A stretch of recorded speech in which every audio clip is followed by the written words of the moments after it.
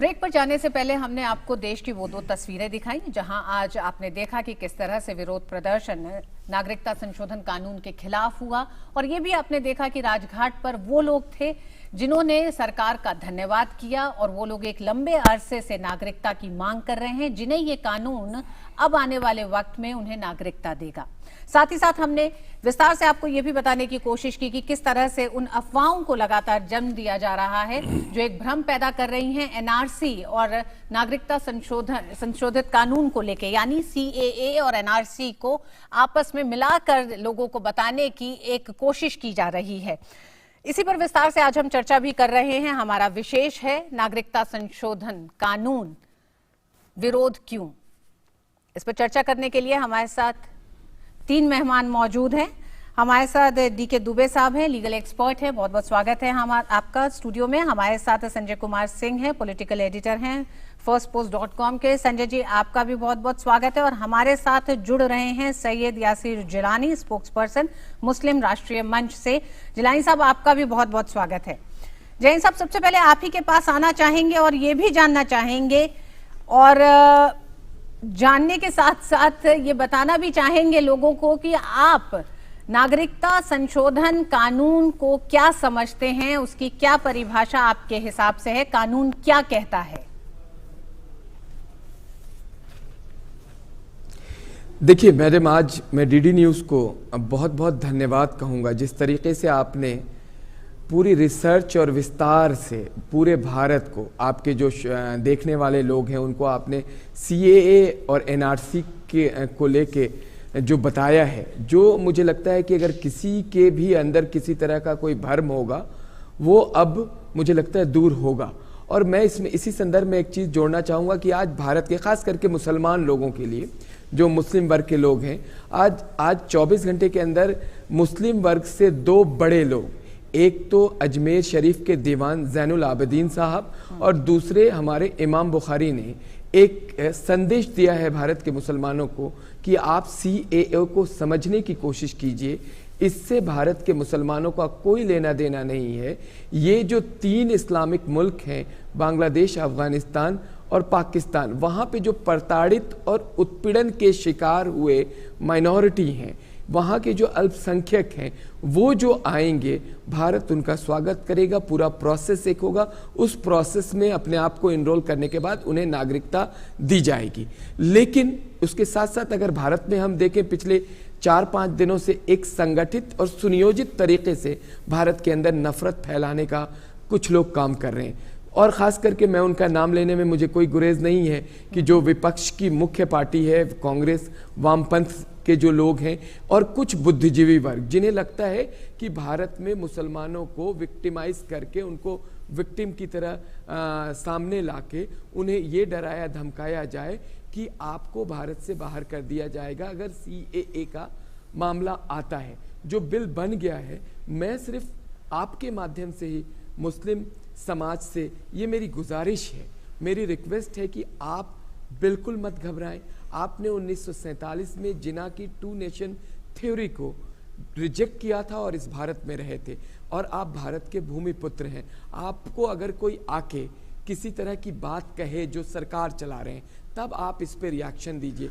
आपके कंधे का सहारा लेके जो ये दल हैं, ये जो राजनीतिक दल अपने मंसूबे में हाशिए पे जा चुके हैं, सरकार की जो विरोध करते करते उनकी विफलता इतनी ज़्यादा बढ़ गई है कि उनका मानसिक संतुलन मुझे लगता है बिगड़ने के कागार पे आ खड़ा हुआ है। भारत के वासी भी देख रहे हैं, भारत के लोग ये समझ रहे हैं, जिलानी और उनको इसी का फायदा उठाएंगे जो आज हमने जिस तरीके से। जी जिलानी साहब, जिस तरह से आपने बताया कि अजमेर शरीफ के प्रमुख इमाम बुखारी साहब ने ये कहा है कि सीएए को समझें और उस पे भ्रम की स्थिति जो पैदा हो रही है उसको मुसलमान भाई इस कानून को समझे, उसमें उनके हितों की रक्षा है, उनके हितों को किसी तरह का कोई नुकसान नहीं है, उनकी नागरिकता को नुकसान नहीं है।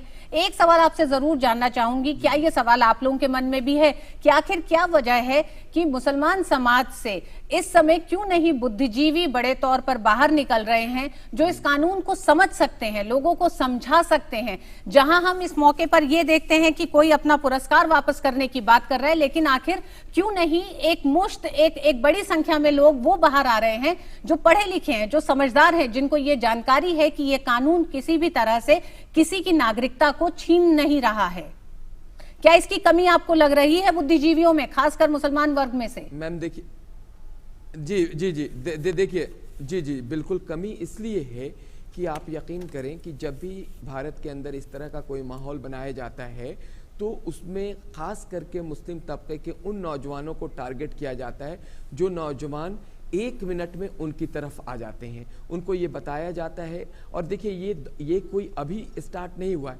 80 से पहले जनसंघ का डर दिखाया जाता था, 80 के बाद भारतीय जनता पार्टी, और उससे पहले आरएसएस का डर दिखाया जाता था। लेकिन जो आपकी रिसर्च है, मैं उसको बार बार इसलिए कह रहा हूँ कि डीडी न्यूज़ के रिसर्च को सलाम करता हूँ कि आप बताइए 47 के बाद आज तक भारत में रहने वाले किसी मुसलमान को भारत छोड़ना पड़ा, या आपके किसी भी हक में कोई कमी आई? आप भारत के तमाम जो भारत की स्कीम है, चाहे वो माइनॉरिटी मिनिस्ट्री की हो, चाहे वो अलग जो मिनिस्ट्री है भारत की, जो सरकार है, वो आपको किसी स्कीम में आपको वो इंक्लूड नहीं करती है। कहीं भी आपको मना किया जाता है, कहीं आप किसी यूनिवर्सिटी में टारगेट किए जाते हैं, किसी पब्लिक प्लेस पे जहां आप काम करते हैं, कामकाजी लोग हैं, वहां टारगेट किया जाता है। ऐसा नहीं है, क्योंकि इस वक्त विपक्ष के पास कोई काम नहीं है। विपक्ष की राजनीति जीरो हो चुकी है। और मैं आपके माध्यम से आपको भी ये बता दूं कि मेरा संगठन पूरे भारत में, हमारे पूरे भारत में उसका विंग है। हम लोग हर जनपद, हर जिले, हर मंडल तक पहुंच के मुसलमान बस्तियों में मुसलमानों के साथ। जी जिलाई साहब, मैं आपकी बात नहीं कर रही हूँ, मैं तमाम और इस समुदाय के बुद्धिजीवियों की बात कर रही हूँ जो तमाम मसलों पर अपनी आवाज को बुलंद करते हैं। आज वो क्यों नहीं बाहर आते, क्यों नहीं लोगों का दिमाग साफ करने में एक कोशिश कर रहे हैं? जिलाई साहब, आपसे बात करेंगे, उससे पहले ये आपके माध्यम से रिक्वेस्ट, एक 10 सेकेंड जी कहिए। मैं आपके माध्यम से रिक्वेस्ट करना चाहूंगा कि आप भारत में एपीजे अब्दुल कलाम को देखिए, आप भारत के उन क्रांतिकारियों को देखिए जिन्होंने भारत के आज़ादी में मुसलमानों ने बढ़ चढ़ के हिस्सा लिया। आप उनको समझिए, उनको पढ़िए। ये भारत आपका मुल्क है। आज़ादी के बाद जब मज़हब के आधार पे बंटवारा हुआ, जिसे जाना था चला गया। आप यही हैं, और बिल्कुल सरकार के वज़ीर आज़म और सरकार के वज़ीर दाखिला यानी होम मिनिस्टर बार बार आपको कह रहे हैं कि आपको कोई नुकसान नहीं होगा, कोई कहीं बाहर नहीं भेज सकता है। और बुद्धिजीवी वर्ग, आप ये माहौल ख़राब ना करें। भारत मोहब्बत के लिए जाना जाता है, गंगा जमनी तहजीब के लिए जाना जाता है, उन्माद के लिए नहीं जाना जाता है। जिस तरीके की हरकत आपने जामिया में करी, जिस तरीके की हरकत आपने लखनऊ में करी, ये बिल्कुल भारत के लिए एक अच्छा संदेश नहीं है, यकीन माने आप। संजय जी, 200 से आपके ज्यादा लिए खास करके जो लोग इसमें इन्वॉल्व हैं, जो लोग करा रहे हैं। जी संजय जी, 200 से ज्यादा विश्वविद्यालय भारत में हैं, यूनिवर्सिटीज हैं, फिर जो 22 यूनिवर्सिटीज जिनमें ये देखा गया, आज भी जिस तरह के प्रदर्शन हुए हैं, अगर हम बात करें योगेंद्र यादव, उमर खालिद दिल्ली से पकड़े गए हैं, समाजवादी पार्टी लखनऊ में, कांग्रेस बिहार में, जो पार्टियां जो हाशिए पे हैं वो आज सड़कों पर उतरी हैं। क्या आपको लगता है कि पूरी तरह विपक्ष का एजेंडा ये है कि लोगों को भ्रम पैदा किया जाए, लोगों को एनआरसी से डराया जाए, लोगों को सीए की आड़ में वो कौन सी शक्तियां हैं जो आपको लगता है कि आज की तारीख में देश में एक अस्थिरता पैदा करने की कोशिश कर रही हैं? देखिए, पहली चीज़ तो ऋतु जी ये है कि जो 22 यूनिवर्सिटी की आप बात करें, उसमें हमें डिस्टिंग्विश करना पड़ेगा कि आंदोलन कहाँ पे हुआ, जो भी विरोध के स्वर थे, और कहाँ हिंसक हुआ, और कहाँ लोग हिंसा के उस जो पुलिस ने उसके बाद एक्शन लिया उसके सपोर्ट में जो प्रोटेस्ट में आए। क्योंकि उस तरह से आप देखेंगे तो फिर हमारी सीमा जो है जामिया, अलीगढ़, नदवा या ऐसे जगहों पे जाके सीमित हो जाती है। बाकी जगह से जो आया पुलिस एट्रॉसिटी, जिसको कोट अनकोट कहते हैं, और उसके सपोर्ट में एक प्रोटेस्ट का स्वर आया, जिसको हम 22 में गिनते हैं। अब चले आइए कि पूरे देश में जो तरह तरह के सुर उठ रहे हैं, कई जगह हमने देखा और कई जगह पार्टियां खुल करके सामने आई हैं। अब बताइए, अगर जैसे बिहार का आपने जिक्र किया, पटना का, वहां पप्पू यादव, दुनिया जानती है पप्पू यादव के बारे में। पप्पू यादव अगर लीड कर रहे हैं किसी चीज को, और वहां किसी तो कैमरा एक तरफ अगर पैन करता है, तो हमें पता नहीं कि वो किस तरह का विरोध प्रदर्शन था, कितना बड़ा विरोध प्रदर्शन था, और किस चीज के लिए था। क्योंकि हर आदमी इसमें एक जनाधार खोज रहा है। एक जनाधार वो जो कुछ समय से जो बातें आप नहीं कह पा रहे थे कि मान लीजिए मुस्लिम जनाधार, उनको लगता है कि हमारा ये चला गया है। एक कम्युनल डिवाइड पैदा करने की कोशिश विपक्ष बहुत साफ कर रहा है इससे संजय। बिल्कुल बिल्कुल, इसमें एक देखिए फियर साइकोसिस आप क्रिएट करते हैं कि मुसलमान खतरे में है, ये नासी आ जाएगा, ये हो जाएगा, जो डिस्टिंक्शन आप पहले बता रही थी कि संजय जी आपसे हम बातचीत जारी रखेंगे। जिलानी साहब को जाना है। जिलानी साहब, एक सवाल और आपसे करना चाहती हूँ कि क्या आपको लगता है विपक्षी पार्टियां इस समय देश में एक कम्युनल डिवाइड पैदा करने की कोशिश कर रही हैं, क्योंकि राजनीतिक तौर पर, या फिर ये कहें कि जिस तरह से लगातार सत्ता पक्ष ने 5 साल देश में शासन किया, उसके बाद जिस बड़े बहुमत के साथ आई और देश में एक बड़े सुधार के लिए लगातार जो काम कर रही है, उसका जवाब विपक्ष के पास अब कुछ नहीं है, इसलिए उसने उन मासूम, एक तरह से कह सकते हैं कि जनता का इस्तेमाल किया है और एक कम्युनल डिवाइड पैदा करने की कोशिश कर रही है देश में।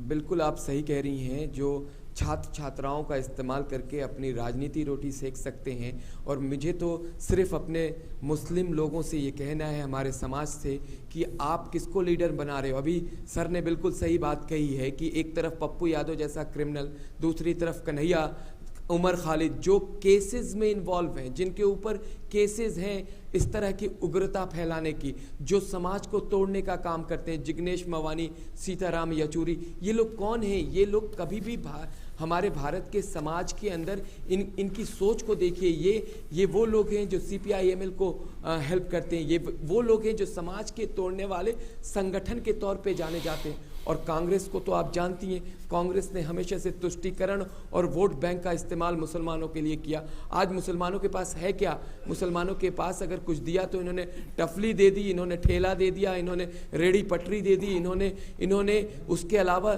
थोड़ी बहुत एक आध दुकानें दे दी, पंचर से लेकर रिक्शा तक। इसके अलावा आप बताइए, जो 2% अगर पढ़े लिखे मुसलमानों को छोड़ दीजिए तो 90% के आसपास लोग आज हाशिए पे हैं। ये कांग्रेस की देन है। ये मेरे मुसलमान भाई आपको समझना होगा, एक जो मौजूदा सरकार है वो आपके लिए सोच रही है। जब संसद की पटल से वजीर आजम भाषण देते हैं और बोलते हैं तो आपके लिए कहते हैं कि छल में छेद किसने किया। आपके लिए माइनॉरिटी मिनिस्ट्री आपके छात्र छात्राओं के लिए 5,000 करोड़ रुपए का बजट देती है। आप बताइए, वजीफा देती है। आपके पास हुनर से लेके तमाम जो माइनॉरिटी मिनिस्टर हैं, मुख्तार अब्बास नकवी, आपको स्कीम दे रहे हैं, आप उसमें इन्वॉल्व होइए। इनके चक्कर में रहेंगे तो आप अपने आप को बेरोजगार खड़ा देखेंगे। मैं आपसे गुजारिश कर रहा हूं, और इसके साथ साथ टेक्निकल एक और बात करूं कि आप CAA को एक बार जरूर पढ़िए। आप उसके पॉइंटर्स को देखिए, उसमें क्या लिखा।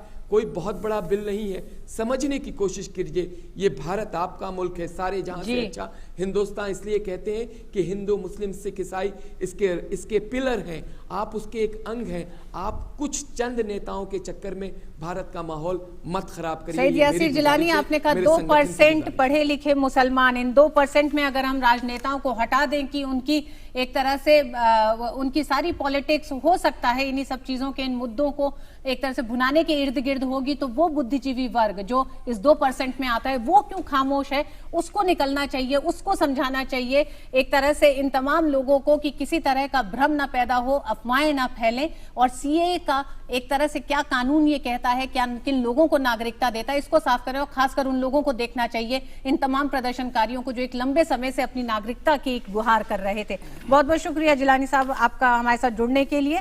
हम स्टूडियो में एक बार फिर लौटते हैं। हमारे साथ 2 मेहमान मौजूद हैं। DK दुबे साहब हमारे साथ हैं, लीगल एक्सपर्ट। दुबे साहब, लगातार ये बात कही जा रही है कि असम में जो 19 लाख नागरिकों को NRC के तहत जो अपने कागजात नहीं दे पाए थे, उनमें तकरीबन 14 लाख के आसपास हिंदू हैं। क्या असम के हिंदुओं को बचाने का प्रयास है नागरिकता संशोधन कानून? देखिए, जो ये सारा माहौल क्रिएट किया जा रहा है वो असम के बेस पर ही किया जा रहा है।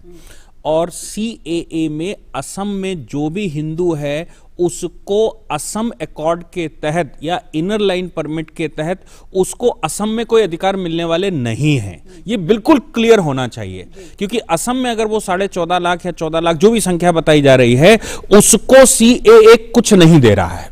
एक्चुअली CAA क्या है? जो भारत के नागरिक नहीं हैं वो इन 3 देशों से आए हैं, वहां पर धार्मिक उत्पीड़न की वजह से उनको देता है। अब जैसे मैं तो भारत का नागरिक हूं ना, मैं भारत का नागरिक हूं और कोई कंफ्यूजन नहीं है। अब अगर यह कहा जाता है कि मैं असम में जाकर राइट ले लूंगा तो मैं इस सीएए आने के बावजूद नहीं ले सकता, क्योंकि इनर लाइन परमिट वहां पर है। और इस सीएए एक्ट में कहा गया है कि जो 6th शेड्यूल में लोग आते हैं, जो फॉरेनर्स एक्ट से एग्जेम्प्टेड हैं, जो पासपोर्ट एक्ट से एग्जेम्प्टेड हैं, उन लोगों को उस एरिया में जो असम जो 4 इनर लाइन परमिट के एरिया हैं, उन पर किसी भी प्रकार का कोई अधिकार नहीं देता। इसलिए जो भी किसी के कंफ्यूजन में यह है कि उन 14 लाख लोगों को बचाने का प्रयास हो रहा है, वो बिल्कुल गलत है। इसलिए उसको, मेरे को लगता है कि पूरे देश को उसको क्लैरिफाई करना चाहिए कि उन लोगों को किसी भी प्रकार से नागरिकता देने का कोई प्रश्न नहीं बनता। अब उसमें से कुछ ऐसे होंगे जो प्रताड़ित होंगे, वो जो असम में ही हैं, उनको नागरिकता मिलेगी, ना कि असम की डोमिसाइल। नागरिकता मिलने का मतलब होता है, मैं आपको बड़े विस्तार से इसको बता सकता हूं कि जम्मू कश्मीर में जो लोग 47 में आए उनको भारत की नागरिकता तो मिली, लेकिन जम्मू कश्मीर सरकार ने उनको कभी भी परमानेंट रेजिडेंट सर्टिफिकेट नहीं दिया, जो अब उनको 5 अगस्त 2019 के बाद मिला है। बिल्कुल वैसे ही असम में अगर कोई व्यक्ति है और उसको नागरिकता मिलती है तो वो इनर लाइन परमिट होने की वजह से असम में कोई अधिकार नहीं रखता है। वो देश के किसी भी कोने में रह सकता है, रखता है, लेकिन असम में वो विशेष अधिकार नहीं रखता है। इसको क्लियर करना चाहिए। ये जो भ्रम की स्थिति पैदा की जा रही है, संजय जी, क्या आपको लगता है कि इन तमाम विपक्षी पार्टियों ने, और जैसा कि हमने देखा कि जहां जहां विरोध हुआ है, वाम दलों का आज विरोध कॉल किया हुआ था, कल कुछ और लोग करेंगे, 21 तारीख को आरजेडी ने कहा है, लखनऊ में भी जो समाजवादी पार्टी और कांग्रेस का विरोध देखा, उसमें सरकार का एक सख्त रुख है कि उन्होंने जिस तरह से ड्रोन के तहत पूरी एक तरह से निगरानी की है और जो लोग सार्वजनिक संपत्तियों को नुकसान पहुंचाने में शामिल रहे उनके खिलाफ सख्त कार्रवाई की जाएगी। क्या आपको लगता है इस विरोध प्रदर्शन की आड़ में कई तरह के एक तरह से माहौल को खराब करने की कोशिश की जा रही है? देखिए, माहौल खराब करने की तो पूरी कोशिश की जा रही है। जैसे उत्तर प्रदेश में ही आज कितनी प्रॉपर्टी सरकारी और प्राइवेट वो जिसका नुकसान हुआ है। अब बसों को अगर आग लगा रहे हैं, लखनऊ में 3 बसें, बाकी जगह 4 बसें, कहीं और बसें, जो एक मतलब कोई भी चीज है सबसे पहले बस में आग लगा दो, स्टेशन में तोड़फोड़ कर दो, पोस्ट ऑफिस को जला दो। ये नुकसान किसका है? ये उन्हीं लोग का है जो शायद आज तोड़फोड़ कर रहे हो और कल उनके परिवार के जन उस पर चढ़ के कहीं जाना चाहते हो, तो उस समय फिर आप गाली देंगे कि बसेस नहीं है। ये किसका है, मैं ये जानना चाहता हूँ। और उसकी रिस्पॉन्सिबिलिटी जो राइटर्स पे तो फिक्स होनी चाहिए कि आप किसी की भी संपत्ति का, कोई प्राइवेट हो, पब्लिक हो, कोई कहीं चला जा रहा है, मैं गाड़ी पार्क करके अगर कहीं जा रहा हूँ, वापस लौट के आऊँ, मेरी गाड़ी जली हुई है, और जब हम जानते हैं कि ये मान लीजिए कि समाजवादी पार्टी ने ऑर्गेनाइज किया या आरजेडी ने ऑर्गेनाइज किया या कांग्रेस ने ऑर्गेनाइज किया, मान लीजिए 2013 का जो मनमोहन सिंह का स्पीच है राज्यसभा के पटल पे, वो स्पीच तो सबके सामने है ना, जिस समय वो कह रहे हैं एक शरणार्थियों के लिए एक नीति बनाई जाए। प्रकाश कराट ने अपने लेटर में मनमोहन सिंह को उल्लेखित किया बाद में, जिस समय यूपीए की सरकार थी, और वो वीडियो सब जगह है, रिटर्न भी, उसका टेक्स्ट भी सब जगह है। जब मनमोहन सिंह कह रहे हैं, गुहार लगा रहे हैं एल के आडवाणी से कि इस तरह का वो संशोधन नागरिकता कानून में होना चाहिए कि वहां जो प्रताड़ित माइनॉरिटी हैं इन देशों में, उनको हम शीघ्रता से नागरिकता दें। एल के आडवाणी ने उसके जवाब में कहा था कि अच्छा, इस पे हम कंसेंसस बना करके बिल लाएंगे। फिर उसके बाद वो सरकार चली गई। बिल्कुल। तो आखिर क्या वजह है कि जब वो रुख उस समय कांग्रेस का था कि तमाम धार्मिक उत्पीड़न के बाद जो शरणार्थी भारत में आए हैं उनको एक नागरिकता देने की एक ठोस नीति बनाई जाए, तो फिर आज जब उस दिशा में सरकार काम कर रही है तो कांग्रेस का ये बदला रुख क्या है? क्या अपनी राजनीतिक जमीन सिकुड़ती हुई को एक बार फिर जिंदा करने के एक मौके के तौर पर इस पूरे मसले को एक सांप्रदायिक रंग देने की कोशिश की जा रही है? और इस कोशिश में दांव पे क्या लग रहा है? देश की सार्वजनिक संपत्तियां, युवाओं का भविष्य। सोचने की जरूरत है बहुत ज्यादा उन तमाम बुद्धिजीवियों को भी जिनको बाहर आने की जरूरत है। आज की तारीख में सरकार लगातार एक कोशिश कर रही है और लगातार इस बात को साफ कर रही है कि सीए में किसी की नागरिकता को किसी तरह का कोई नुकसान नहीं है, और सीए और एनआरसी दोनों चीजें बिल्कुल अलग अलग हैं। बहुत बहुत शुक्रिया दोनों ही मेहमानों का स्टूडियो आने का और चर्चा के लिए। वक्त एक छोटे से ब्रेक का। ब्रेक के बाद देखेंगे कुछ और खबरें। देखते रहिए न्यूज़ 9।